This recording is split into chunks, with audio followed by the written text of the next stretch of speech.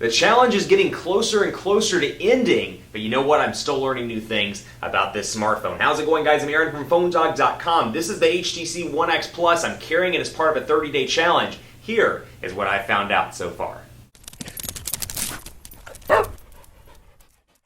I'm on day 22 of my 30-day challenge with the HTC One X Plus, and overall, you know what? I'm getting used to this device. You can see my home screens are set up, all my widgets are in place. Got my American Airlines widget here for all the work travel that I do, Weather Channel, everything's set up to my liking on my 7 home screens. I've got my applications and more, so we're kind of winding down on this 30-day challenge. But what I'm finding is a couple of things. One, really enjoying the 64 gigabytes of internal storage. I've talked about it before on previous videos in the 30-day challenge. I really like the fact that, you know what? It's not removable, it's not expandable, but that said, I do like the fact that I can throw my music on this, throw a couple of videos on, and not have to worry about running out of storage space. I've got my music here for running, for example, and I don't, store a lot on my device. I'd say I probably store 5 or 6 gigabytes max, including pictures, music, and more. I'm not a huge fan of storing videos on my phone, things like that, but I've found this to be surprisingly useful. So I do like the 64 gigabytes of internal storage. This thing packs a 2,100 milliamp hour battery, so it's on par with the Samsung Galaxy S3 on the various carriers. I do find that, the standby time is pretty fantastic on this device all around,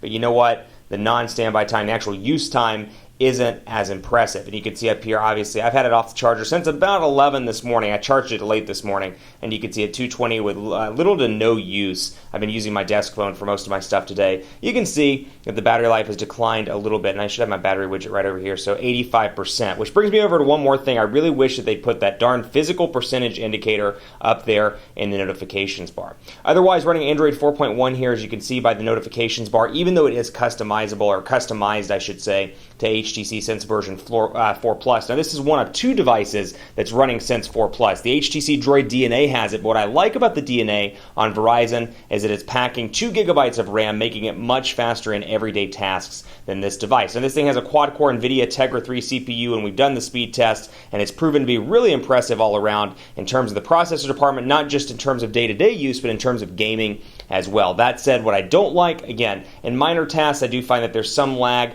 when you're in contacts, when you're in messaging. I find that there's some lag from time to time, or Twitter, or running through applications pretty quickly. I do find that there's the occasional stutter and brief lag, but otherwise, really useful all around in day-to-day performance. I just wish I had that 2 gigabytes of RAM. One thing I do find myself missing, though, the software of my Galaxy Note 2. Now, I use the Galaxy Note 2 on a day-to-day basis when I'm not doing a 30-day challenge, and I really have found TouchWiz to be an incredibly useful overlay over Android. Not just over Ice Cream Sandwich, but over Jelly Bean as well, even with Project Butter. I'm finding it to be incredibly useful with some great features like Palm Swipe to do a screenshot. You've got abilities like that. You got the S Pen, and you have the ability, to make it through a full day thanks to a 3,100 milliamp hour battery, which is really impressive as well. This thing, 2,100 milliamps, probably not going to make it through the day for you if you're any more than a moderate user. So that's something to keep in mind. If you're traveling, be close to the charger, because not only are you not going to make it most likely, but the battery is non-removable. I'm excited to see the Droid DNA and how the sales figures pan out on Verizon. I'm excited to see future stuff from HTC. We're hearing a bunch of rumored devices in the pipeline, so hopefully those will come to fruition